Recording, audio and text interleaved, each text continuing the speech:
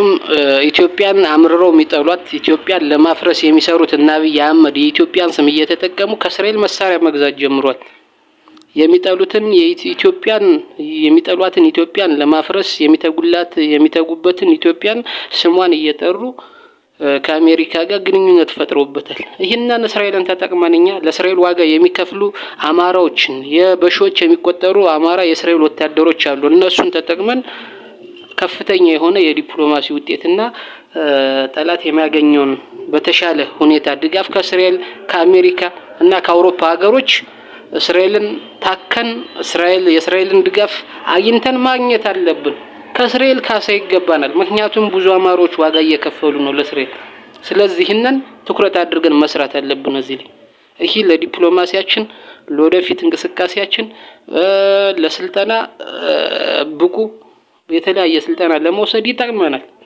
ስለዚህ ይህን ላይ ከፍተኛ የሆነ ትኩረት ተሰጥቶት መሰራት አለበት። እኛ ኢትዮጵያን የሚጠሏት የሚያፈርሷት እና አብይ አህመድ ኢትዮጵያ እያሉ ከኢራንም ከሳውዲም ከኢሚሬትስም ከአዘርባይጃንም ከቤላሩስም ድጋፍ በሚያገኙበት ሰዓት እንዴት እኛ የወገኖቻችንን ስም የወገኖቻችንን መስዋዕት ተጠቅመን እንዴት ከአንዲት እስራኤልና ከአሜሪካ አንድ ድጋፍ ማግኘት ያቅተናል?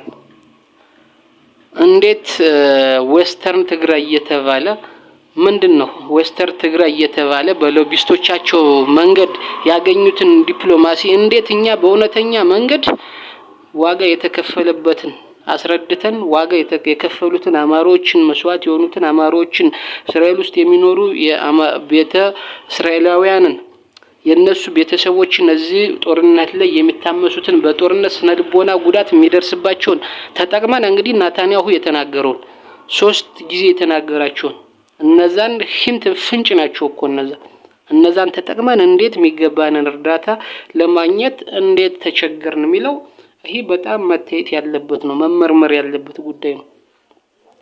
አሁን ይህንን ብንጀምርኛ በጣም እንደሚንጫጩ እርግጠኛ ነኝ። ለምን? ምክንያቱም አማራው እስራኤልን መደገፍ የለበትም የሚለው ከዚህ የመነጨ ነው። አማራው እስራኤልን መደገፍ የለበትም ይከፋፍላል የሚለው ምንድነው? ይህንን እንዳንጠቀም ቀድመው እየሰሩብን ነው። ምክንያቱም ይህንን ከተጠቀምና በዓለም መድረክ በዲፕሎማሲውም በየትኛውም መንገድ እስራኤልን ተጠቅመን እንደምናሸንፋቸው ከነሱ የበለጠ ድሮን እና ጸረ ኤርክራፍትም አንቲ ኤርክራፍትም እንደምናገኝ ያውቁታል። ስለዚህ ይህን እንዳንጠቀም እነሱ ቀድመው አማራው እስራኤልን ከደገፈ ይከፋፈላል ወደ ማለት ሄዷል። ወለጋ ላይ ስትገለው ሙስሊም ነው ብሎ አይደለም አማራ ነው ብሎ።